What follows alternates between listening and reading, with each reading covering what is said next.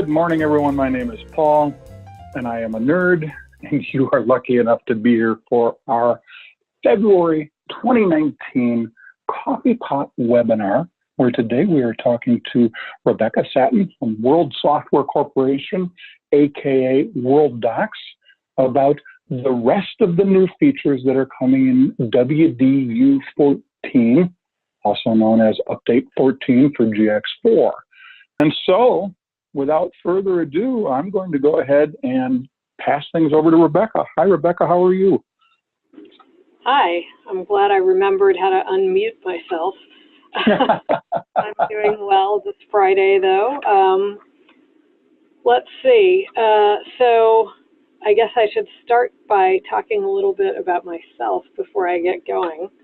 Sure. And while I'm doing that, I will share my screen. And here we go. Apparently I can't multitask very well. Yeah, I'm the same way. Hopefully you can see my screen now. I am Chief Information Officer of World Software Corporation. Before I joined World Software, I was an IT director at a law firm for 17 years and have worked in legal for about 25. Although that seems to have gone by in a flash. I've spoken on a lot of things: cybersecurity, design thinking, collaboration, and deployment planning. And today I'm going to be talking to you about the features that I didn't talk about the last time I joined you for a webinar here. About Worldox, we just celebrated our 30th anniversary last year, which is, I don't know, that's pretty incredible for a software company to have been around for 30 years. We have over 6,000 customers in 52 countries and continue to be one of the leading document management systems for professional services firms. And we work with a lot of wonderful resellers like Paul. So with that, I will get started talking about the features that I did not include in the last webinar. Just for an overview, two features, the task and the notify features, actually come with Worldox Update 14. When you run WD Update, when you have your reseller come in and update your software, the code that has actually been released already will give you those task and notify features once you bring that down. The other two components we are still working on, which would be the new email engine and Worldox Web 3.0. So we will be sending out notices on how to get those once they are available. So today I'm going to jump in here, Rebecca, real quick, because people have been asking about this. A lot of people asking for for the update, and what they really want is Web 3.0 or the email engine. And so we're telling people, go ahead and get on WDU14. That takes, that needs to be done. We need to have the indexer set as a service if it's not already running that way. And that way people are ready when the email engine and Web 3.0 come out. So that's what we've been telling people is go ahead and have us, or if you're doing it yourself, do it yourself, get up to WDU14 as a precursor, and then you'll be ready when this comes out. And that's great, because definitely you want to make sure it's a prerequisite, so it has to be installed before you install the other things. And for me, when I was an IT director, I never wanted to make too many changes all at the same time, because then if people have issues with one thing or the other, you no longer have any idea of which thing might have caused their problem. But so by doing one thing at a time and applying this update just to your Worldox code first, you prepare yourself for the other two components. And also, you get task and notify with it when you put that on. So they're very simple features. The first one, the task feature, essentially, when you're working on a document, oftentimes you might be multitasking like we all do these days, and you might want to set up a reminder to yourself that there's a document that you need to get finished by a certain day. So you can highlight the document, and then up here you've got a task menu item, and you can select Create. So what this is going to do, let's see, finish for Ray by next Friday. So I'm making a little note about exactly what I need to do here. I can set up my due date as next Friday. And if I want a little reminder, because, you know, I don't just want to know on Friday when it's due, because then it'll be too late. So I'm going to have a reminder pop up maybe on Wednesday, just to make sure that I get it done in time. And I can set exactly what time of day I want this reminder to pop up. When I click OK, what this is going to do is it's going to open up a task in Outlook, but it's pre-configured all of the information that I entered in that Worldox dialog box.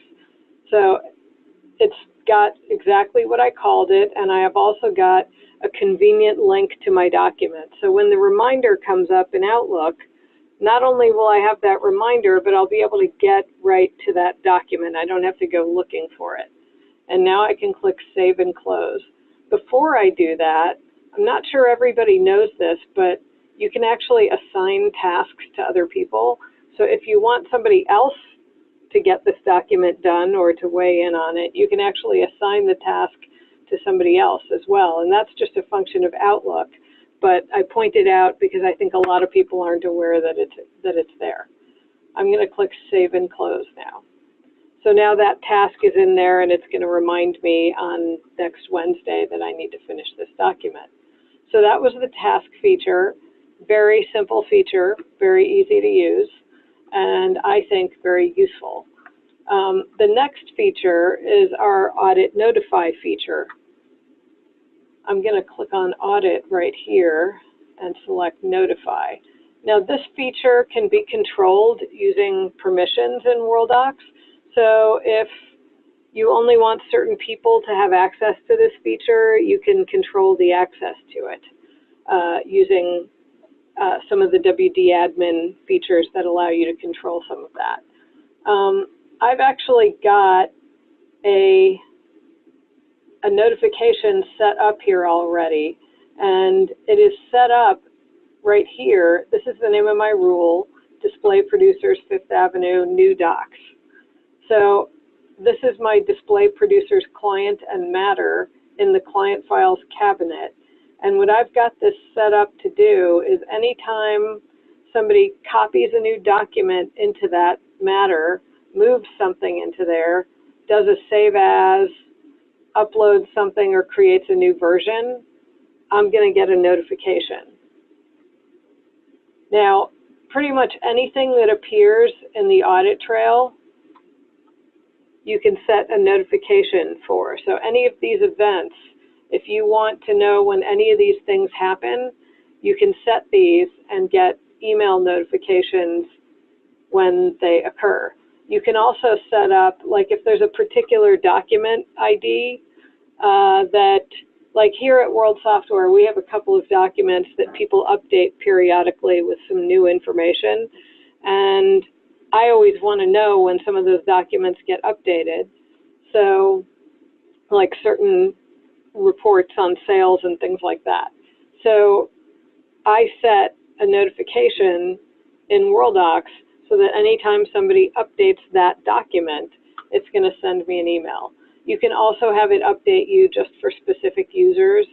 One good idea that I've heard people use, if, for example, there's a partner on a case and there are maybe, you know, several associates that are working on that case, and the partner just wants to know when the newest associate that just joined the firm, you know, I want to know when that associate saves documents into that matter, just so that I can double check his work.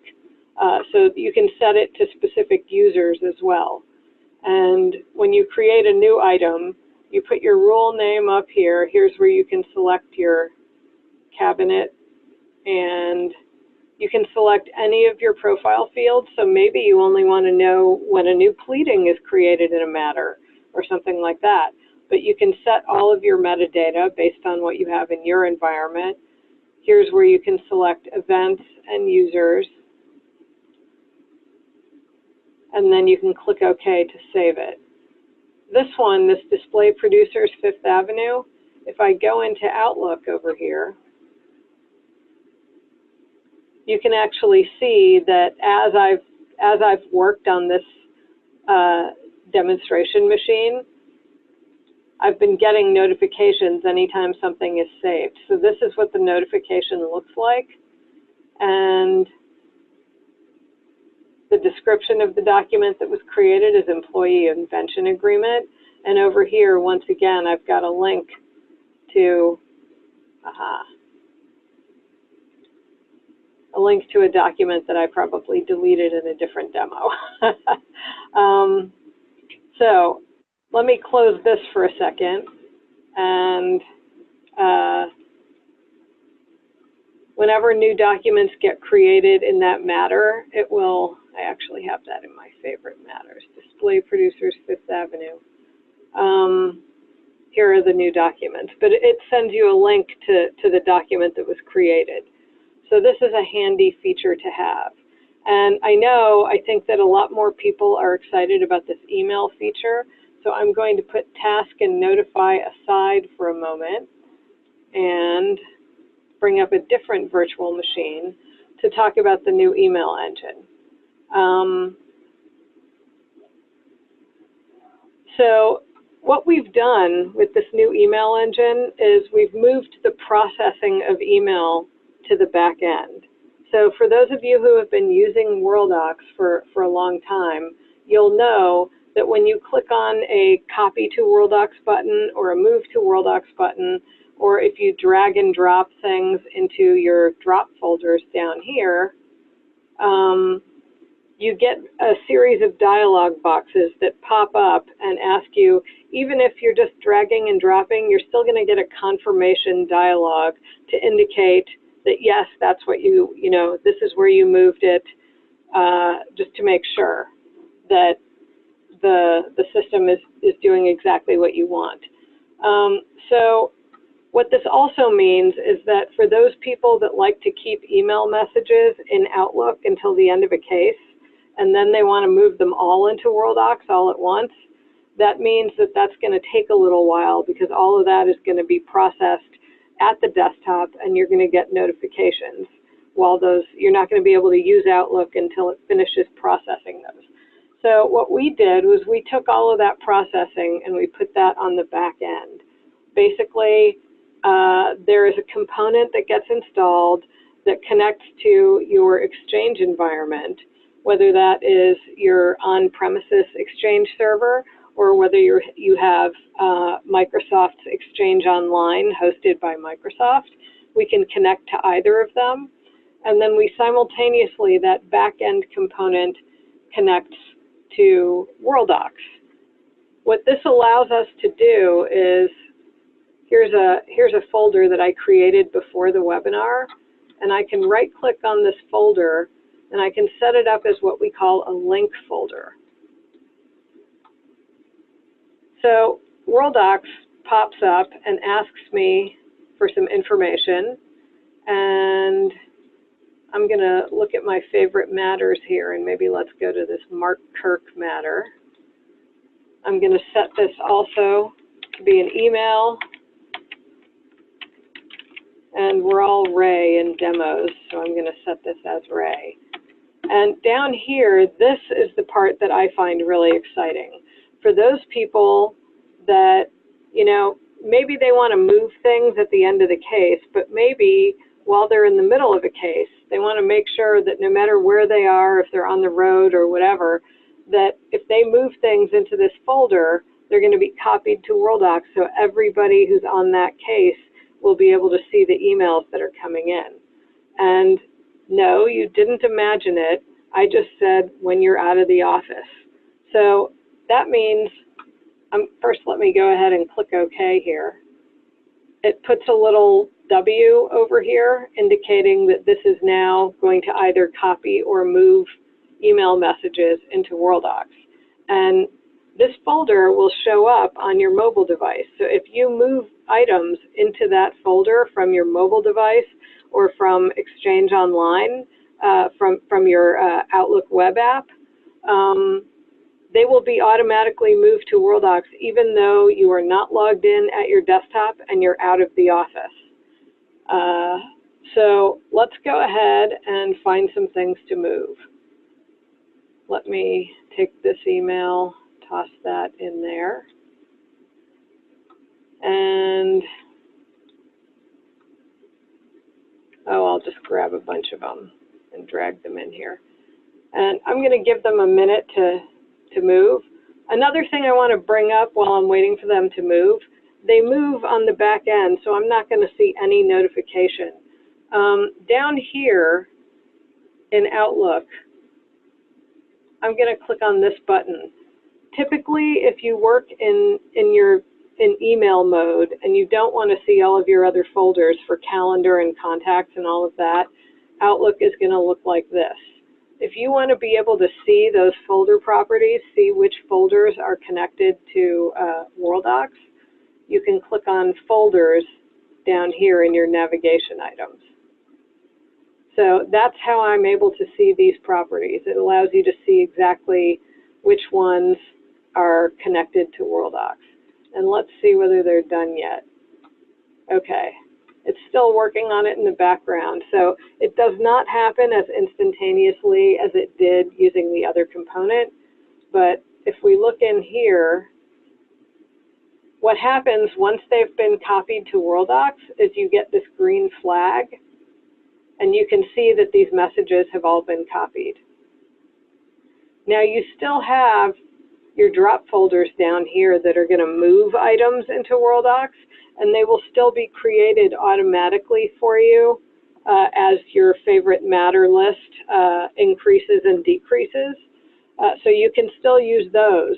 But with this, you can create, even if you already have a folder that has a lot of items in it because you're working on a particular case, so you've saved all of the email messages that pertain to that case into a particular folder in Outlook. You can right-click on that folder once this component is installed, and you can assign properties to it so that all those messages will be copied in the background. Now let me take another look. Sometimes it takes up to 15 minutes. And here we go.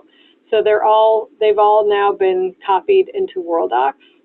And if I want, let's go ahead and open up Worldox here, and let's go to this general, and you can see that all of the messages are in Worldox. And for those of you who are observant, you can also tell that I'm a music fan. Anyway, so I'm just really excited about this because so often when I was an IT director, the lawyers with whom I worked didn't want to copy email messages. They didn't want to move email messages into Worldox because they wanted them still to be in Outlook, because when they were out of the office, all they had was their phone, and that was how they were checking messages, and they wanted to be able to search for them. So now we have the ability for them to have it both ways. They can apply these properties to their existing folders in Worldox, and everything is going to get copied to Worldox on the back end. Now, I'm going to flip over to our Worldox ribbon in Outlook. We still have the same copy and move to Worldox buttons here, but we've got some additional buttons. One of them is called, let me move, in fact, back up to my inbox here. It's called Change Outlook View. When I click on this, it's going to expand the view a little bit, and it's showing me, you can see it's giving me a suggested matter and a Worldox cabinet. So basically, I now know that Worldox knows where these belong. So if I want to, I could actually click, I can highlight a couple of them, and I can click either the Auto Profile plus Copy or Auto Profile plus Move. And what it's going to do is it's either going to copy those messages to the specified location or move those messages to the specified location and not prompt me for anything, because it's going to know all of the metadata that it needs based on the heuristics in the software. So those two features I think are pretty exciting as well. And if you don't like this expanded view and you only want to use it when you're, you know, about to move a lot of things or copy a lot of things, this is a toggle, so it changes back and forth. That is pretty awesome. And I think maybe have I talked through the whole, I hope we have time for a couple of questions. Well, Patty would have interrupted if we had any. Patty, do we have any questions? No questions. Okay. No, that always means that you've done a very good job of explaining. Excellent. No, that's very exciting. I remember the first time I saw this, and a couple things going on here. It's the remote access. That's huge. People have always wanted to be able to profile emails from their phone. You can do it, but it really, in the past, has depended on your Outlook being open. So you could profile them, you could move them to these folders, these drop folders, but they wouldn't really get there till you got back to the office and opened up your computer and got into Outlook. Now they happen on the back end through Exchange. That's exciting. The way it saves the emails in those folders and into Worldox, that's huge for the people that, as you say, operate off their phone when they're out of the office. I think that's becoming more and more the way that lawyers are operating. Not even an iPad, not even a tablet anymore. It's just the phone, really. So, yep. Neat stuff. Very neat stuff. I also, we downplay them, but the task and notify features, particularly for me, I see great functionality for the notify feature. And as you said, in firms where you've got the mentorship relationship going on between the partners and the associates, which is 99.97% of the firms out there. That's just a huge way to be able to track that. And there's so many other uses for it, but it's really limited only by the imagination of the person who's trying to figure out how they can use that notify feature. So, yep, very exciting stuff. I almost hate to bring this example up, but if somebody has given their notice, you can set up a notification to see, are they trying to copy documents off the system? I mean, as a former IT director, I'm like conditioned to think like that. So right. Now, I'm not gonna press you for this, but do we have any idea on timing for either of these two components? Well, I believe that the email engine is probably going to come out first. Because we keep coming up with more, we're ironing out some of the bugs in Worldox Web 3.0, and we want to be sure that those are all gone by the time that we release it, because as everybody knows, we can get rid of every bug that we find, and once it hits, that critical mass of customers who have installed it, somebody will find something that we missed. But so we want to try and catch as much as we can before it goes out to everybody, which it's a good thing. Yeah. Yep. So Okay. The email engine, I'm going to say, is probably a matter of weeks, and the Worldox web component will follow. Okay. Good. Well, that's good enough for now. I know that among my customers, my clients, the clamoring seems to be for the Web 3.0. And as I said before, if that's what you want, or if the email engine is what you want, if either of those things are what you want, get up to WDU14 now, get the indexer as a service installed if it's not already installed in your current version of Worldox. And that's the precursor. So you might as well get those things out of the way. And that way, when I always want to call it Web Mobile. We're not calling it Web Mobile anymore. When Worldox Web 3.0 comes out, and when the email engine comes out, you'll have everything in place, and it'll simply be a matter of installing each of those components. Awesome. Anything else you'd like to say, Rebecca, before I close things out? Oh, I think I've covered everything. I think so too. I was going to have enough time to get to everything in the email engine, but I think I got it all. I think you did too. Okay. I'm going to go ahead and take control back real quick and get out of this and out of that. And I'm just going to get over to a web browser. And I just want to tell people that the way to be able to see all of this content, not just the one that you're looking at right now live, is to go to our website, which is attorneycomputersystems.com. Notice how I emphasize that last S in the word systems, because it's kind of important. Computers don't like any variances. We all know that. And if you'll click on this word videos in our menu bar, you can also hover, but if you click, you'll get to a separate page that lists all of our video titles, including the 4 live titles that we have. We have, of course, our Coffee Pot webinar series, which is where you are right now. We'll click into that in a second and look at it. And we have our 3 virtual user group meetings, one on Tabs, one on Practice Master, one on Worldox. And then our e-bites, Mary Jo records 3 e-bites each month, one on Tabs, one on Practice Master, and one on Worldox. These are short little 2 or 3 minute videos where Mary Jo takes something that we feel is really cool and people need to know about and quick to explain.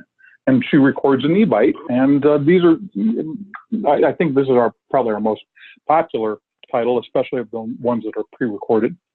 But the Paul and Mary Jo Show is kind of the same thing, except it's for things that are broader in nature or require more depth in explaining them. So the Paul and Mary Jo Show, we record 1 of these each month, and they will be longer, 10, 15, sometimes 20 minutes, getting into a deep dive into whatever it is that we happen to be talking about.